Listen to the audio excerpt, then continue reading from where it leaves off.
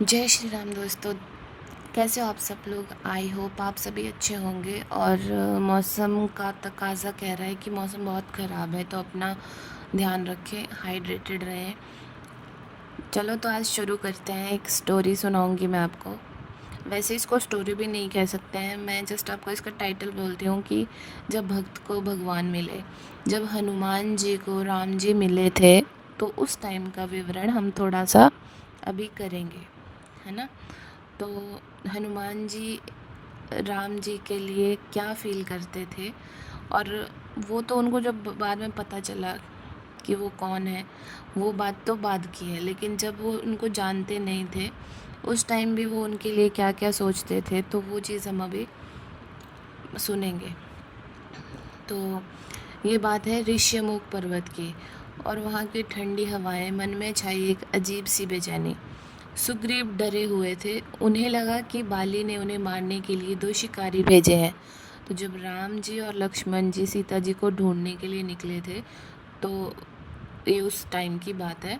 मुझे आदेश मिला, जाओ। ये बात हो रही है हनुमान जी की। हनुमान जी बता रहे हैं कि उनको आदेश दिया गया सुग्रीव के द्वारा।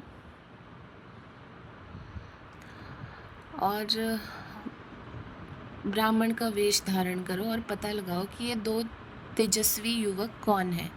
तो जब सुग्रीव ने राम जी और लक्ष्मण जी को देखा, तो उनको लगा कि बाली ने उनको मारने के लिए किसी को भेजा है। जब हनुमान जी ने उन्हें देखा, तो कंधे पर धनुष, जटाएं बंधी हुई, लेकिन चेहरे पर ऐसा तेज कि सूरज भी फीका पड़ जाए।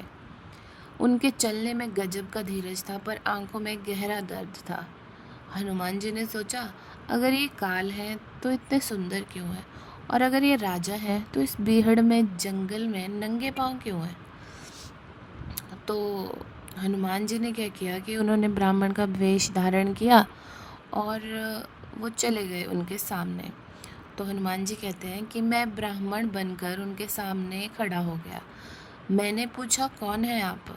क्या आप इस सृष्टि के रचयिता हैं जो धरती पर टहलने निकले हैं? मेरा स्वर कांप रहा था। तब उस सांवले राजकुमार ने अपनी मधुर आवाज़ में कहा, मैं अयोध्या का राम हूँ, और ये मेरा छोटा भाई लक्ष्मण। हम अपनी खोई हुई सीता को ढूंढ रहे हैं। जैसे ही राम नाम मेरे कानों में पड़ा, मेरा हृदय जैसे पिघल गया। हनुमान जी अपनी फीलिंग बता रहे हैं कि कैसे वो उत्सुक हो गए थे हनुमान जी राम जी का नाम सुन के। वो वेश, वो दिखावा, वो सब खत्म हो गया, और मैं उनके चरणों में गिर पड़ा। मैंने रोते हुए कहा, प्रभु आप तो घट घट के वासी हैं, फिर आपने मुझसे मेरा परिचय क्यों पूछा? और मैं इतना अज्ञानी कि अपने ही स्वामी को पहचानने के लिए परीक्षा लेने चला आया। तो हनुमान जी को रिग्रेट होने लगा कि मैं राम जी को पहचान नहीं पाया, और मैं इनकी परीक्षा लेने के लिए ही आ गया कि ये कौन है, और मैं पहचान नहीं पाया इनको। तो उनको बहुत बुरा लग रहा था। तो फिर हनुमान जी बता रहे हैं कि उन्होंने मुझे उठाया। उनके हाथों का स्पर्श ऐसा लगा जैसे सदियों की थकान मिट गई हो। उन्होंने मुझे गले से लगा लिया, और जानते हैं उन्होंने क्या कहा? उन्होंने कहा, हनुमान तुम मुझे भरत के समान प्रिय हो। कल्पना कीजिए, एक साधारण वानर को जगत के स्वामी ने अपने भाई का दर्जा दे दिया। उस दिन मुझे समझ आया कि भक्ति में कितनी शक्ति होती है। उस एक आलिंगन ने मुझे, मेरा पूरा जीवन बदल दिया। तो देखो, राम जी के लिए हनुमान जी क्या थे, वो तो वो हम वो सोच भी नहीं सकते हैं। लेकिन हनुमान जी के लिए राम जी क्या हैं, वो हम इतना फील कर सकते हैं ना, कि जब हनुमान जी ने अपना सीना चीरा था ना, तो उस वक्त उनके जो रक्त कण गिरे थे, उसके अंदर से भी राम राम राम राम राम राम राम की ही ध्वनि निकल रही थी। और मुझे पता नहीं मैं इतना इमोशनल क्यों हो जाती हूँ। हनुमान जी और राम जी का कोई भी सीन चल रहा हो या कोई भी ऐसी बात हो ना, मेरे को एकदम से रोना आ जाता है। मैं रोना भी नहीं कह सकती उसको, मेरी आंखों में पानी आ जाता है। और वैसे भी ये भक्ति होती है शायद, कि आप उस चीज़ को फ़ील कर पा रहे हो। अब मुझे लगता है कि मुझे हनुमान जी से मिलना है, बस मुझे मिलना है एक बार उनसे। तो बस वही होता है, जो आपको अच्छा लगता है उनके लिए आप कुछ भी करने के लिए तैयार रहते हो। तो वही भाव हनुमान जी का राम जी के लिए था।